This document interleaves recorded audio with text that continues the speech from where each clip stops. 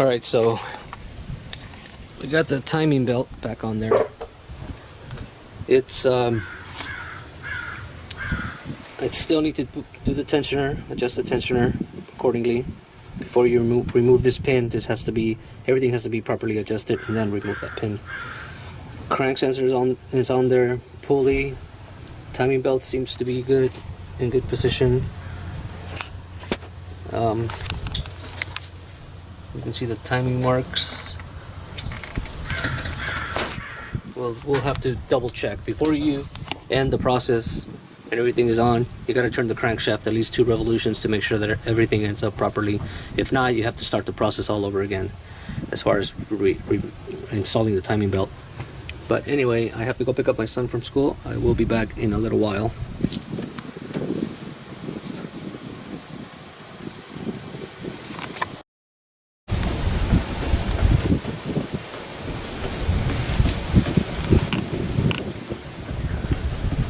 Hey guys, I got the timing belt back on, but it's a little tricky getting all the marks in place.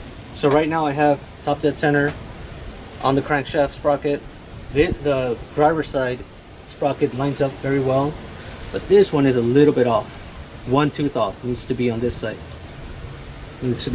So I need to get it loose again and move the sprocket 1 tooth this way, and then put the timing belt back on.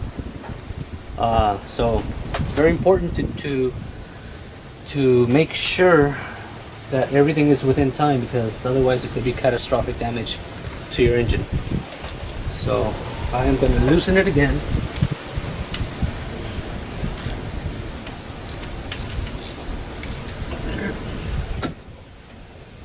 And once I take this off, this sprocket might spring that way because it does have some tension. So I'll come back and do that in just a few minutes. Alright guys, after multiple tries, I finally got the timing belt in time. So there is the crank. See, it's got the little notch. Let's see here. It's got the little notch. Oh, let me get the flashlight. Hang on. Anyway, I can't tell. I'll switch it over to night shot.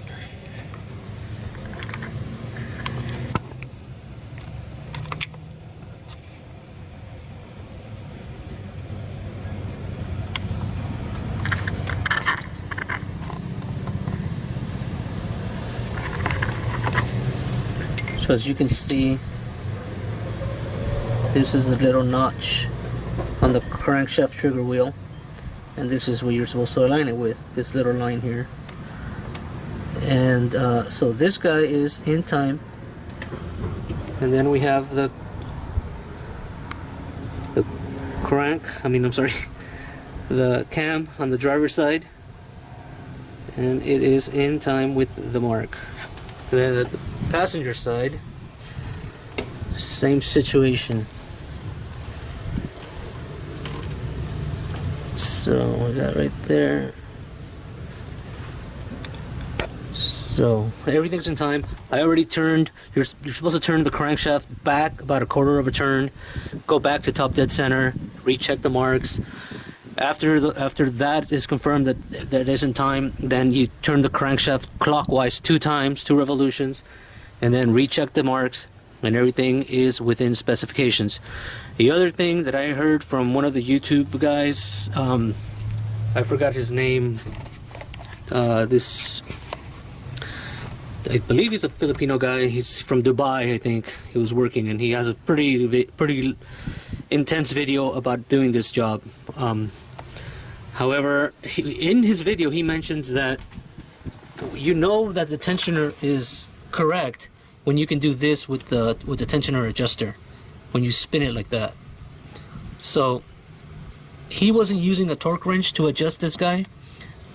I used a torque wrench, 39 inch-pounds, and then I got this tight, and then I did the timing, and then I went to check on this little guy, and sure enough, it just spins freely like that.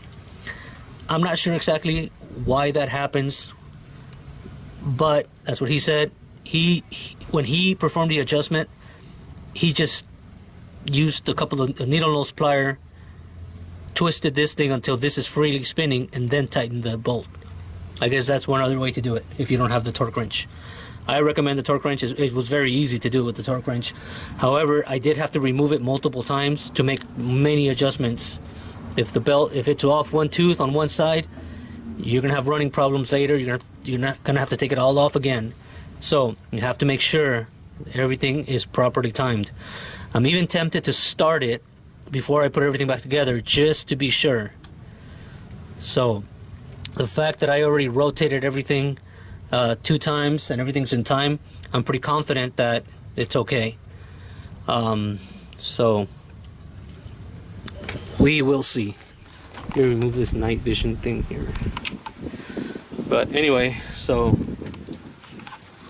still getting everything back together. I'm still not 100% sure what I'm gonna do with the with the seal, the timing cover seal.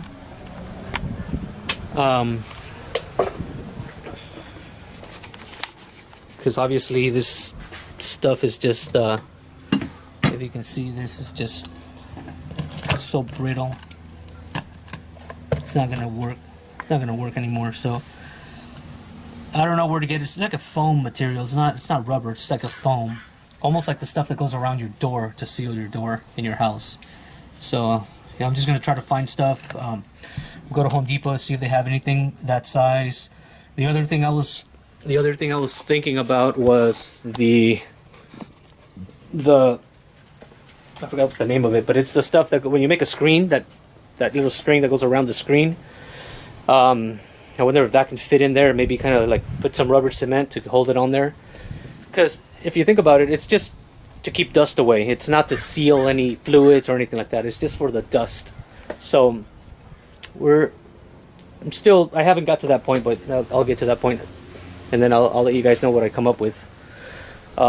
So let's see here. The water pump, as I mentioned before, I mean, it looks intimidating, but once you take your time and you do it, it's really not that big of a deal. Of course, I don't know if it's gonna leak. I haven't started the engine, I haven't put coolant in there, so I'm not sure if it's gonna leak or not. I hope not. Pray to God that it doesn't. But I did use silicone, and everything's torqued to proper specifications in the start pattern. So I'm pretty confident that it's going to be okay. What else can I tell you guys? So I haven't taken this out. Don't forget, before you continue, obviously don't forget to pull this thing out. I haven't done it yet because I'm just taking my time here. So in retrospect, I would have done this last. Finish everything down here and then finish up here. Only because I could have removed the spark plugs and it would have made turning the engine a little bit easier and things like that. So, but anyway, it's not a big deal anymore now. All right, guys. So here she is, and here's the setup I have at my house. As I said before, the sun hits my house directly here, so I use the canopy, and I do have the camera tripod set up over there. Anyway,